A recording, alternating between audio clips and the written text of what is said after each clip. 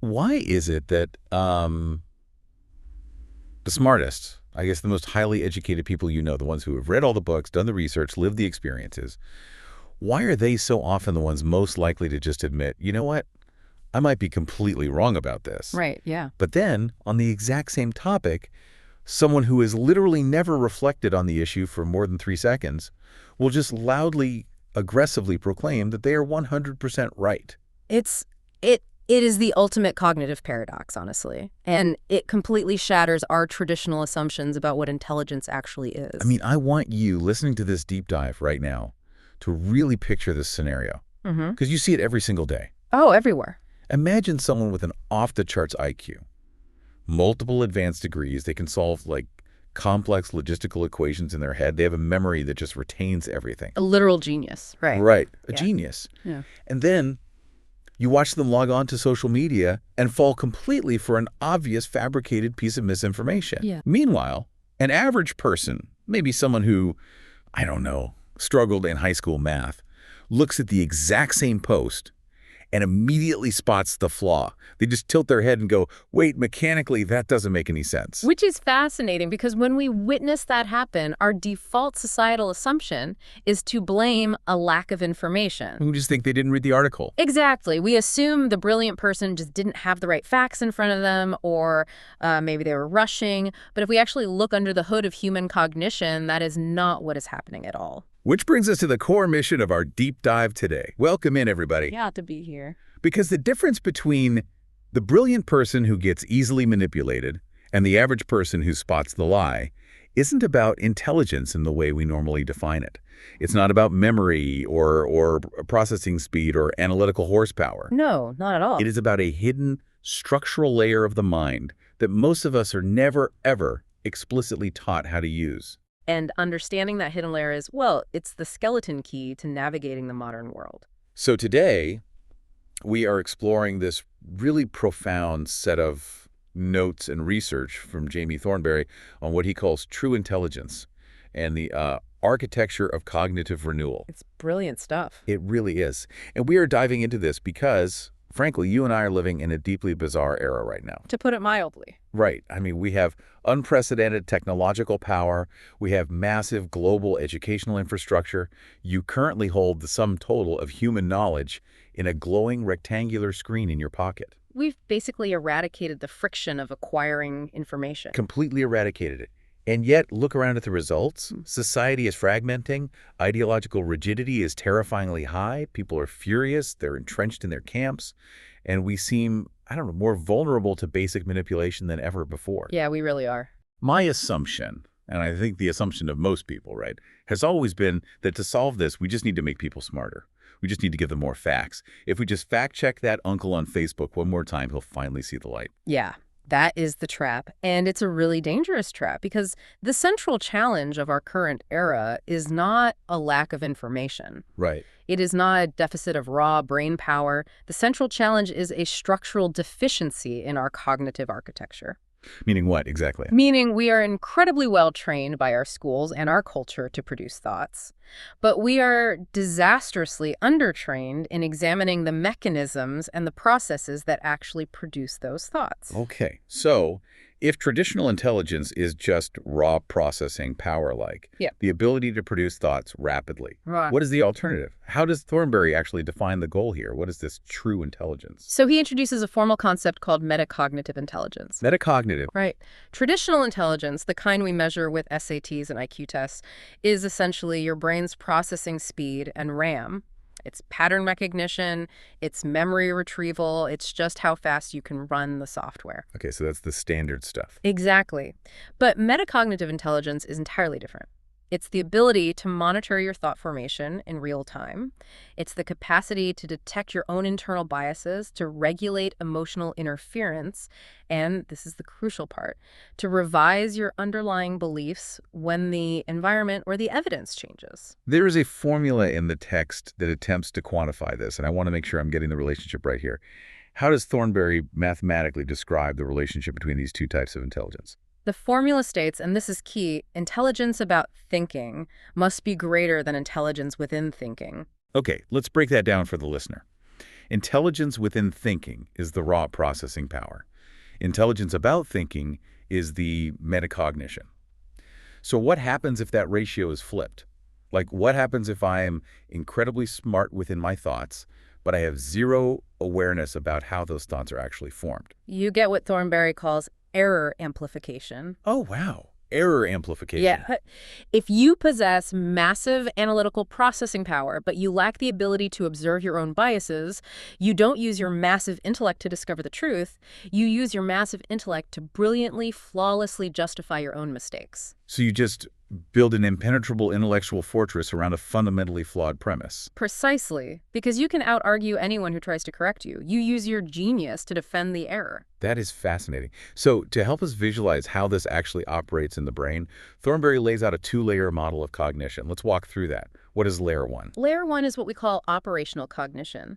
This encompasses your perception, your reasoning, your emotional reactions, and your snap decision-making. It's the fast stuff. Very fast. It's completely automatic. The analogy I keep coming back to from the notes is a manufacturing factory. Layer one is the assembly line. Raw materials come into loading dock sites, sounds, a news headline, an email from your boss, a text from a friend. Yep, all the inputs. Right. And the factory instantly processes those raw materials and produces goods. It produces a feeling of anxiety or a quick judgment or a sudden firm belief like, my boss hates me, or that politician is a criminal. Boom. The factory just pumps out the thought, fully formed. And, we should be clear here. You need that factory. It is incredibly efficient. Evolution designed it that way because if you had to consciously deliberate over every single piece of sensory input, you wouldn't be able to cross a busy intersection without freezing and analysis paralysis. Right. You'd get hit by a car while trying to calculate the velocity. Exactly. But the problem arises when the factory operates without any supervision. Which brings us to layer two, metacognition. The quality control system. That's it. Layer two includes the observation of thought, the evaluation of reasoning, and bias detection. It is the inspector standing on a catwalk above the assembly line with a clipboard. I love that image. It works. Right. That inspector picks up a thought that the factory just produced, turns it over, and says, wait a minute. Is this thought structurally sound? Did this conclusion get manufactured using a faulty assumption? Or like, is this intense anger I'm feeling right now actually justified by the facts of the situation? Or did the factory machinery just malfunction because I'm sleep deprived? Exactly. The healthy mind essentially contains two distinct entities, a thinker and an observer of the thinker. The thinker and the observer. So here is the natural question that arises from that model. If layer two, this observer, is so incredibly powerful, and if it is the precise mechanism that saves us from being manipulated, right, why is it so rare? Right. Like, why do most people, maybe even you and I on a stressed out Tuesday morning, operate almost exclusively down on the factory floor? Well, it isn't a moral failing. That's the first thing to understand. It isn't because people are fundamentally lazy, and it certainly isn't because they aren't smart enough. Operating at layer two is exceptionally rare because it requires actively fighting our own evolutionary biology. We're fighting nature. We really are. We have these deeply ingrained biological defaults that are actively designed to suppress metacognition. Thornberry identifies 3 specific defaults, and they explain so much of human behavior. Okay, let's really dig into the neurology and the psychology of these 3 defaults, because this explains why it physically hurts to admit we are wrong. The first biological default suppressing layer 2 is ego identity fusion. Yeah. To understand this, we have to look at how the brain interprets information. Humans possess an instinct to merge their beliefs with their core identity. We treat our ideas as extensions of ourselves. I want to use a different analogy here instead of the factory because this is so crucial. A healthy way to view a belief is to see it as a map. A belief is just a map that you use to navigate reality. Exactly, just a tool. But because of ego identity fusion, we convince ourselves that we are the map. That distinction is everything. Let's look at the physiological mechanism of what happens when someone challenges your map. Suppose you are at a dinner party and you state a political or economic belief. Yeah. And someone across the table presents undeniable empirical evidence that contradicts your belief. They essentially say, your map is wrong. The bridge on that road is actually washed out. Right, and if I am separate from the map, I should say, oh, thank you, I almost drove off a cliff. Let me redraw my map. That you don't. No, I definitely don't. Because the primitive threat detection center in your brain, the amygdala, does not hear my map is wrong. It translates that challenge directly into, I am wrong, I am defective, I am under attack. Wow. And so you experience a literal physiological threat response. Your heart rate spikes. Your palms sweat. You feel that hot flush in your chest. The brain starts hijacking resources away from the prefrontal cortex, the logical center, and pumps adrenaline into your system. You are suddenly in a biological fight-or-flight state over a conversation about marginal tax rates. Because your brain is treating the contradictory data the exact same way it would treat a physical predator. When belief and identity are fused, rational debate becomes biologically impossible. You will drive your car right off the cliff just to prove to the person across the table that your map was right. You really will. Metacognition requires the agonizing work of separating the map from your self-worth. That makes so much sense in modern discourse. Okay, so the second biological default we are fighting against is cognitive energy conservation. And this one is pure caloric economics. It is, yeah. The human brain is a massive energy hog.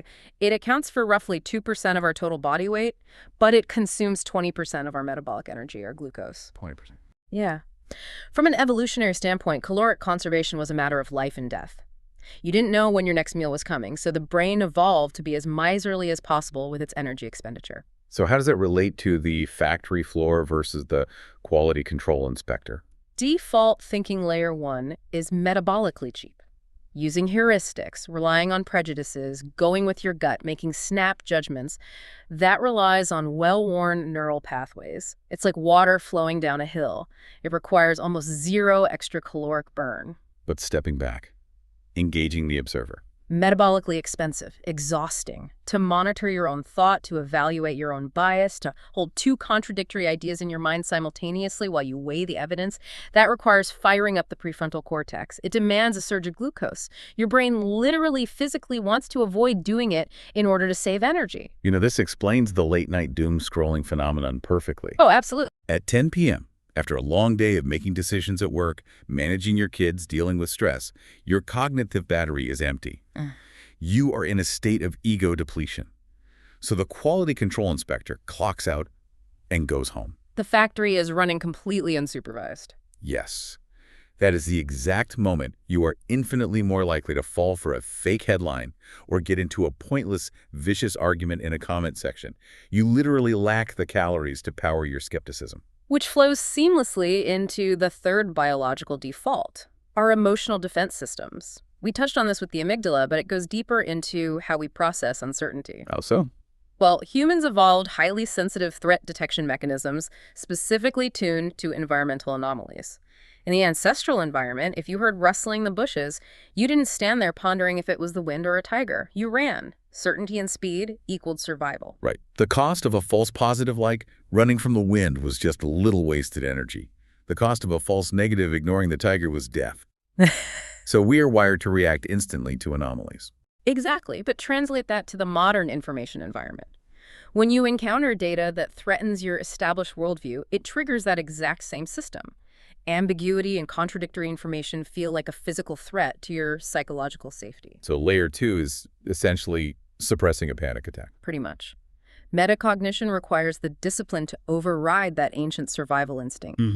It requires you to sit calmly in the presence of contradictory data, to tolerate the profound discomfort of uncertainty, and not run away or fight back. So if we synthesize this, to operate at layer 2, we have to fight our ego's desire to be right. We have to fight our brain's desire to hoard calories, and we have to fight our primal instinct to panic in the face of uncertainty. The tall order. The biological deck is overwhelmingly stacked against true intelligence. So let's pivot here. If it is this difficult, what does it actually look like when someone manages to overcome these defaults? How do we recognize a highly metacognitive mind in the wild? Thornberry breaks this down into 5 observable indicators or signals of metacognitive intelligence. And the first one is perhaps the most heavily misunderstood in our modern culture: intellectual humility. Right. And to be clear from the text, this isn't just someone shrugging their shoulders and saying, hey, I don't know. It's an active state. Yeah. The text calls it epistemic openness, where truth-seeking replaces ego defense. Yes, exactly. But I want to push back on this because I struggle with how this applies in the real world. If I am leading a team, say I'm a CEO or I'm a parent trying to guide my family, Doesn't constantly saying, I might be mistaken, let's reconsider, just look like waffling. I hear that a lot. Right. In our society, we reward the person who pounds the boardroom table and says, this is the absolute truth, follow me. How do you lead effectively if you are constantly broadcasting your own doubt? Doesn't intellectual humility just look like a lack of conviction? That is the exact cultural misconception that keeps people stuck in layer one. Intellectual humility does not mean you lack conviction. It means you understand the difference between provisional knowledge and tribal dogma. Explain the difference. What do you mean by provisional knowledge? A metacognitive leader can act with immense courage, decisiveness, and conviction based on the best available evidence at that specific moment. They can say, based on the data we have today, we are charging that hill. Okay. But internally, they maintain the operating system that says, if new, undeniable evidence arrives tomorrow showing us that the hill is rigged with explosives, I will instantly update my stance. True weakness is continuing to charge the hill after you learn it's rigged, simply because you are too terrified of looking foolish in front of your troops. That is ego-identity fusion. True strength is epistemic openness. It is the confidence to say, my ultimate loyalty is to reality, not to my previous statements. That reframing is powerful. Provisional knowledge rather than tribal dogma. Okay, signal number 2 of a metacognitive mind. Cognitive pause. This is the introduction of latency before a response. High metacognition literally creates a temporal gap between stimulus and response. Expand on the neurology of that gap, because we were talking about fractions of a second, right? We are. In a purely layer 1 state, the amygdala receives the stimulus, an insulting email, for example, and instantly initiates the reaction. Action, reaction. There is no space. Just instant rage typing. Exactly. Yeah. But in a layer 2 state, the prefrontal cortex intervenes. Something happens, and there is a pause. In that tiny gap, the observer evaluates the stimulus. There's that famous concept often attributed to Viktor Frankl. Between stimulus and response, there is a space. In that space is our power to choose our response. In our response lies our growth and our freedom. That is the exact psychological mechanism. That pause enables you to do contextual analysis. It allows the glucose to reach the prefrontal cortex so you can regulate your spiking adrenaline and forecast the long-term consequences of what you're about to say or type. Fast, reactive reflexes are replaced by precision responses. It makes me think of an elite athlete. Yeah. Like a veteran professional quarterback. Oh, that's a great example, right? When the defense suddenly blitzes, the rookie quarterback panics. The primal threat detection takes over, and he just throws the ball away instantly to avoid the hit. That is layer 1. Right. But the veteran, despite the absolute chaos around him, despite the literal physical threat of a 300-pound lineman about to hit him, seems to experience time slowing down. He takes that microsecond pause, reads the shift in the defense, and makes a precision pass to the open receiver. He has trained his brain to force a pause in the face of a threat. And that precise ability to manage the internal state transitions us perfectly into the third signal, emotional awareness. Right. A metacognitive thinker doesn't try to suppress or ignore their emotions. They aren't trying to be a cold, calculating machine. Instead, they completely reframe the purpose of the emotion. They treat emotions as diagnostic data signals rather than behavioral commands. Give me a concrete workplace scenario of what that internal dialogue actually sounds like. How does the observer handle the emotion? Let's say you are in a meeting, presenting a project, and a colleague consistently interrupts you and undermines your points. A layer 1 thinker feels the surge of adrenaline and anger, and their internal dialogue is simply, I am angry, this person is attacking me, therefore I must attack back or shut down.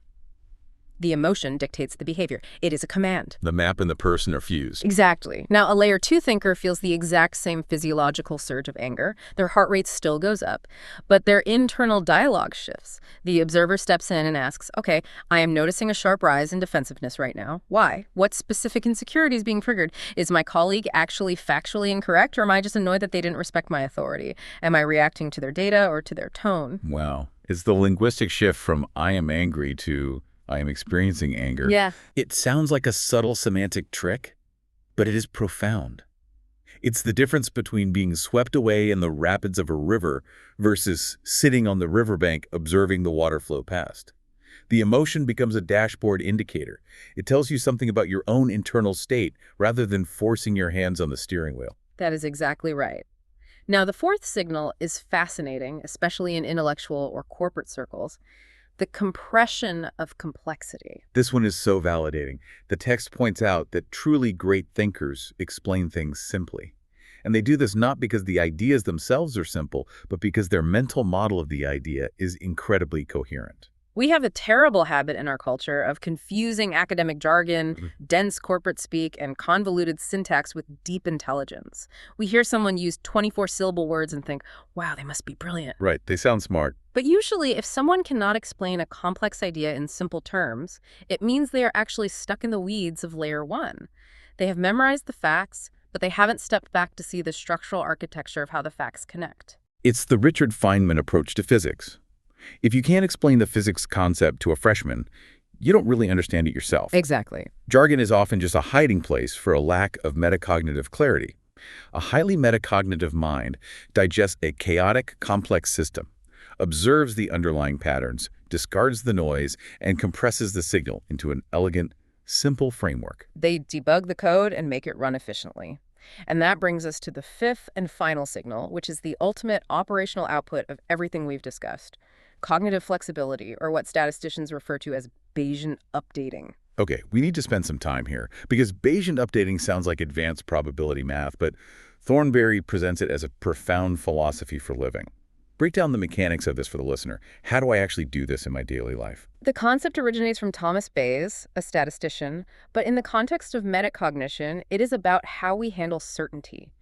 Under layer 1, we treat our beliefs as binary, true or false. 100% or 0%. These are the black or white. Exactly. But under layer 2, using Bayesian updating, beliefs become updatable models. Instead of defending a rigid position, the thinker assigns probability weights to their beliefs based on their prior knowledge. Let me try to build a mental simulation of this to see if I grasp it. Let's say I hold a belief about a specific economic policy. I think raising a certain tax will help the middle class. If I am using Bayesian updating, I don't believe that with absolute religious certainty. I might internally assign it an 85% probability of being correct based on the articles I've read and the historical data I'm aware of. My prior is 85%. Perfect. Now the crucial moment arrives. You encounter a new, highly credible, peer-reviewed economic study that directly contradicts your policy. It shows the tax actually hurts the middle class. What is your physiological and psychological reaction? Well, under layer 1, my amygdala fires. I feel threatened. I attack the evidence. I call the researchers biased. I look for any methodological flaw I can find to protect my 85% certainty at all costs. I defend the fortress. But under layer 2, with the Bayesian mindset. Yeah. I feel the initial physiological sting because I'm human. But the observer pauses. I examine the new data. And instead of an ego death, I just adjust the weight on the scale. I say, okay, this is compelling new evidence. My confidence in this policy just dropped from 85% to, say, 55%. Notice what just happened to your entire relationship with the concept of being wrong. It completely vanished. Exactly. Under layer 1, being wrong is a defeat. It means you are a failure. Under layer 2, being wrong is simply information gain. You didn't lose, you just calibrated your internal map closer to the actual territory of reality. Error is no longer a threat. Error becomes data. Error becomes data. If there's one phrase the listener writes down today, it should be that. The psychological relief of that worldview is immense. You don't have to defend everything to the death anymore. It's incredibly freeing. It really is. Yeah. So we have this beautiful, albeit metabolically expensive defense system in our minds. Layer 2 allows us to pause, to regulate our spiking adrenaline, to separate our ego from our maps, to explain things elegantly, and to update our models without feeling destroyed. It is the ultimate cognitive armor. It is. But here is where our conversation has to pivot and where the implications become significantly darker. Because you and I do not live in a vacuum. If layer 2 is our internal defense system, what happens when massive, well-funded external systems systematically try to dismantle it? We enter the realm of modern propaganda, and this is where Thornberry's thesis elevates from personal psychology to a warning about civilizational survival. Let's expose the hidden mechanics of this, because I think most people have a very outdated view of what propaganda is. We tend to think of it as a series of specific lies. We think propaganda is a government or a media corporation trying to convince you of a false argument using fake statistics, like believe X instead of Y. That is a fundamental misunderstanding of how 21st century manipulation functions. Modern propaganda does not primarily try to convince you with strong deceptive arguments. Its deeper, far more insidious objective is to hack your biological defaults and disable the psychological habits that allow you to evaluate any idea independently. It doesn't attack the file, it attacks the operating system. It attacks layer 2. Precisely. Think about it strategically. If a system can disable your quality control inspector, it no longer has to work hard to persuade you with individual lies. It can just steer you using base emotional cues, algorithmic social pressure, and narrative framing. Wow. The mechanism is terrifyingly simple. Propaganda exploits layer 1 by intentionally triggering instant, overwhelming emotional reactions, specifically fear, outrage, moral disgust, and tribal pride, to bypass the prefrontal cortex entirely. There is a quote from Thornberry's text that perfectly encapsulates this.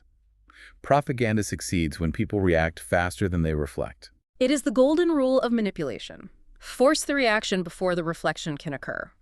And Thornberry outlines the 5 specific habits of mind that modern propaganda systems systematically attack. Let's walk through this playbook, because once the listener sees these 5 attacks, they will start seeing them everywhere. In their social media feeds, on cable news panels, in political fundraising emails. Attack number 1. Propaganda destroys the habit of pausing. It demands instant, frictionless outrage. We discussed how the pause is where freedom lives. If you pause, you evaluate. If you evaluate, the manipulation fails. So the algorithmic environment is designed to be so provocative, so existentially threatening, or so morally offensive that you feel physically compelled to react instantly. The platform literally pushes you to do it. Right. The UI of our platforms, the retweet button, the immediate comment section, is designed to eliminate latency. You must condemn the enemy immediately or you are complicit. Attack number 2. It fuses identity with belief. We talked about how metacognition works to separate the map from the person. Propaganda aggressively glues them back together. It weaponizes tribalism. It frames a complex geopolitical or economic issue not as a question of evidence, but as a purity test for loyalty. If you belong to our political party, you must accept this specific narrative without question. If you apply Bayesian updating and express doubt, you are not just factually wrong, you are a traitor to the cause. It frames intellectual hesitation as moral impurity. Exactly. Once belief and identity are fused by the group, rational debate is dead, because questioning the narrative feels like you are attacking your own family. Which explains why people will fiercely defend narratives they clearly don't even fully understand, simply to prove they are in the in-group. Okay, attack number 3. Propaganda eliminates the habit of seeking primary evidence. A metacognitive thinker habitually asks, where did this claim originate? Let me see the raw data. Let me read the actual study, not the summary. Propaganda systems rely entirely on secondhand repetition. They use out-of-context quotes, sensationalized chirons, and mimetic slogans. It just moves too fast. Right. Information is circulated so rapidly and repeated so confidently by so many nodes in the network that the population loses the cognitive endurance to trace the claim back to its source. It's the illusion of truth effect. People are saying, or everyone knows, the sheer volume of repetition becomes the substitute for evidence. Attack number 4. It frames intellectual humility as weakness. We discussed how saying, I might be mistaken, requires massive cognitive strength. Propaganda intentionally portrays that caution as cowardice. It creates an environment that disproportionately rewards absolute, unyielding certainty. The loudest, most aggressive, most confident voice in the room is elevated by the algorithm, while the nuanced, careful, metacognitive thinker is dismissed as weak, compromised, or ignorant. And finally, attack number 5. Propaganda relies on unexamined emotional triggers. It floods the zone with emotional contagion. If an article or a video makes you furiously angry or deeply terrified, your brain is pumping cortisol. You are in layer 1 survival mode. In that state, you are physiologically incapable of checking sources or evaluating logic. You're just reacting to the tiger in the bushes. Propaganda systems know this biology perfectly. They aren't trying to make you think. They're trying to make you feel. Because when reasoning becomes subordinate to physiological reaction, the population can be steered like a herd. When you lay it out like that, destroying the pause, weaponizing identity, hiding evidence, punishing humility, and flooding the nervous system with fear, the consequence for society feels catastrophic. We are living through the consequences. We get societies marked by intense, unbreakable ideological polarization. We see rapid, violent swings in public opinion based on viral emotional contagion. We see a deep tribal hostility toward any form of internal dissent. The collective mind becomes entirely reactive. Wow. When the population loses its layer 2 oversight, those who control the narratives gain the power to shape reality without encountering any cognitive friction. People think they are making free, independent choices, but their environment has essentially hacked their biological defaults. They're kept endlessly on the factory floor, producing the exact outrage the system needs to generate ad revenue or political donations. It's a closed loop. So what do we do? Let's bring this down to the ground. Knowing this theory is one thing, but how does this change everything about how we operate in the world? What are the practical implications for education, for the workplace, and for the future? The most urgent implication is in education, because that is where the architecture is built. Modern educational systems are incredibly proficient at training layer 1. We teach students facts, procedures, historical dates, and how to execute mathematical formulas. We build massive processing engines. But we completely ignore the steering wheel and the brakes. Exactly. We rarely teach bias literacy. We don't teach reasoning diagnostics. We don't teach emotional self-regulation in the context of belief revision. We don't teach students how to identify when their amygdala is hijacking their logic. The result is that we are producing generations of highly educated, high IQ individuals who possess zero metacognitive oversight. Which perfectly explains the paradox we opened the show with. This is why the brilliant person falls for the fabricated news story. They have a massive layer 1 engine, but no layer 2 inspector. The text states explicitly, we need to teach students to debug their minds. If you don't know how to inspect your own psychological code, an ideological virus will take over your system, regardless of how fast your processor runs. Let's talk about leadership implications, because this isn't just about kids in school. We see this failure in boardrooms and government constantly. Corporate and political leadership failures are almost always, at their root, metacognitive failures. Think about organizational groupthink. Think about a CEO who launches a product, the market rejects it, the earnings reports are disastrous, and yet they lock into the bad strategy and refuse to pivot.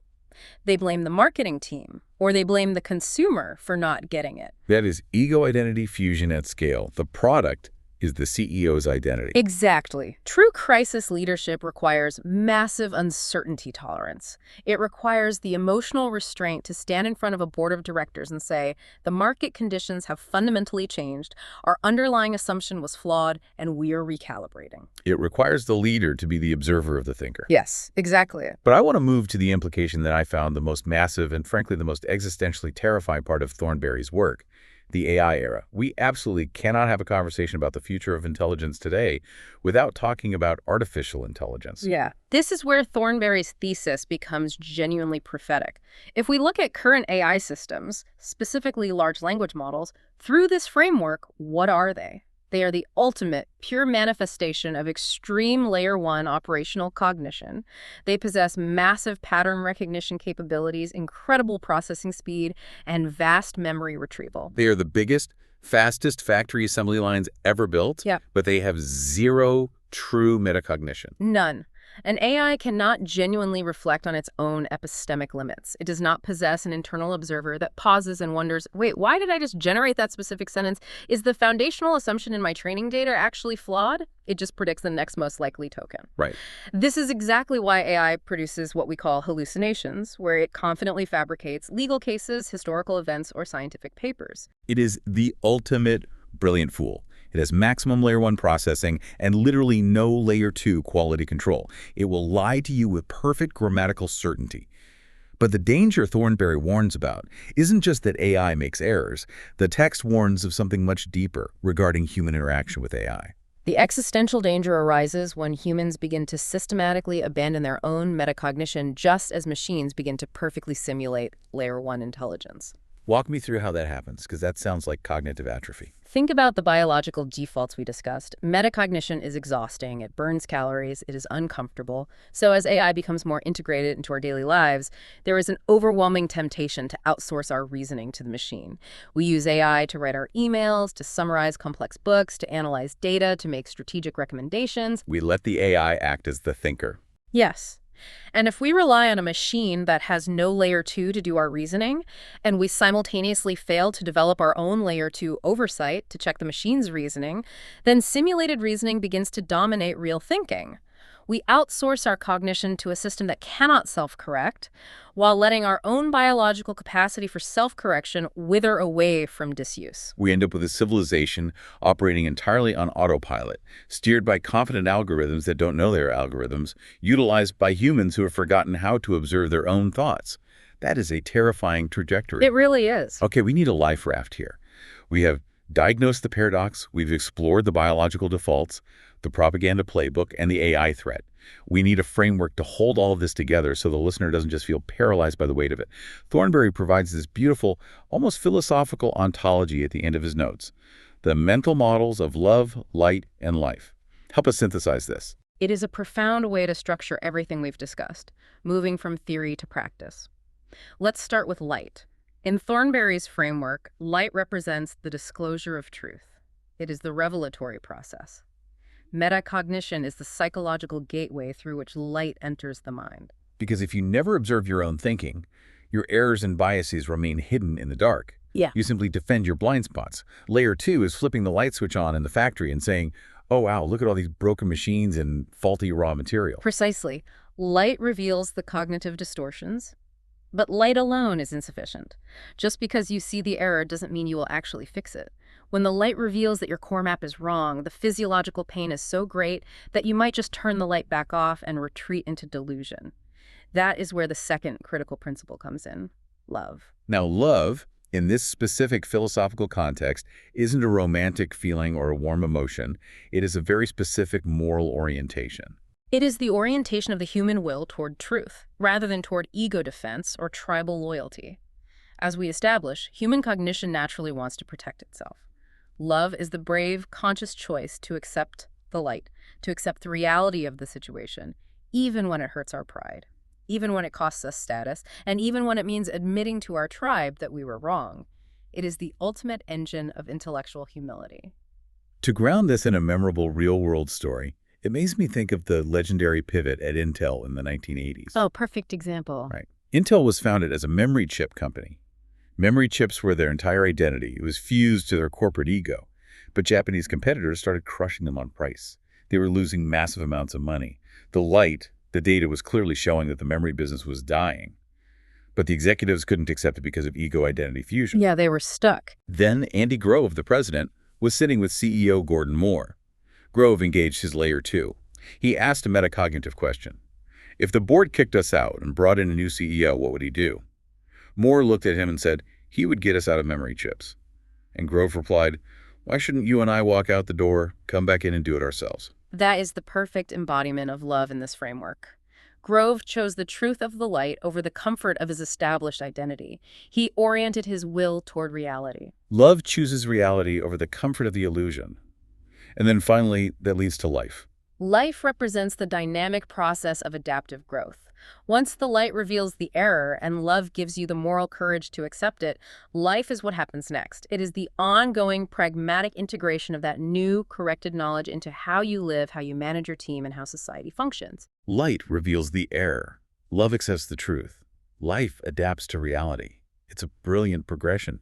And for you as a listener, if you want practical metaphors to hold on to this in your daily life, remember the phrases from the text. This entire framework is fundamentally about watching your thinking. It's about stepping outside your mind for a moment. It's about debugging your internal software and intentionally examining the lenses you see through, rather than arrogantly assuming your lens is reality. Those metaphors aren't just poetic, they are your daily layer 2 cognitive exercises. Okay, let's pull all of these massive threads together. Let's run a quick recap loop to solidify this journey for the listener. We started with the paradox of certainty, why the brilliant fool proclaims they are 100% right, while the wise person embraces the probability of doubt. We discovered that the mind operates on two distinct levels: the automatic, hyperfast factory of layer 1, and the metacognitive quality control inspector of layer 2. We explored exactly why layer 2 is so rare. It forces us into an agonizing fight against our own biological defaults. The fusion of our ego with our beliefs, the brain's desperation to conserve calories, and our primal threat detection systems. We looked at the terrifying hidden mechanics of modern propaganda, which doesn't just argue with us, but literally hacks those biological defaults. It disables our layer 2 pause, forcing us into a state of endless emotional reactivity and tribal loyalty.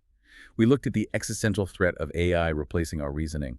And finally, we anchored ourselves in the love, light, and life framework as a civilizational life raft. And the core insight to take away from all of this, the synthesis of Thornberry's work, is that the dividing line between a resilient, free society and a deeply manipulable population is not education. It is not raw IQ or access to information. It is the simple, metabolically expensive, fiercely disciplined habit of asking, is my thinking actually accurate? Metacognition is not a self-help trick. It is vital civilizational infrastructure. It is civilizational infrastructure. Which brings us to the ultimate, profound extrapolation from this deep dive. We are standing at a tipping point in human history. Human evolution has fundamentally shifted. For millennia, the survival of our species depended on increasing our raw, layer 1 intelligence, inventing the wheel, the printing press, the microchip, the algorithm. But our technological power is now accelerating infinitely faster than our human wisdom. Our operational cognition has vastly outpaced our metacognition. We have given ourselves the power of gods without the self-awareness to wield it. Exactly. So our survival no longer depends on getting smarter or processing information faster. It depends entirely on increasing our metacognitive awareness. Without it, our powerful technologies will simply amplify our flawed, reactive layer 1 tribalism until we tear our society apart. But with it, our thinking becomes self-correcting. The future demands a culture where thinking about thinking is not an academic exercise, but a normal, everyday habit. So to you, listening to this right now, here is the final thought I want to leave you with as you go back into your day. The next time you are scrolling through your phone or sitting in a tense meeting or watching a political headline, and you feel that sudden hot surge of absolute certainty, or you feel that rush of righteous outrage demanding that you react. Just pause. Just pause. Remember that your freedom, your actual intellectual agency, lives entirely in that tiny, fragile neurological space between stimulus and response. The greatest intelligence a human being can possess is not thinking faster. It is seeing your thinking clearly. Take a breath, look at your internal map and ask yourself, is your current strongest belief a tool you are using to discover the truth? Or is it just an identity marker that you are too afraid to put down? That is the diagnostic check we all need to run every single day. We'll leave you to mull that over. Thanks for diving deep with us.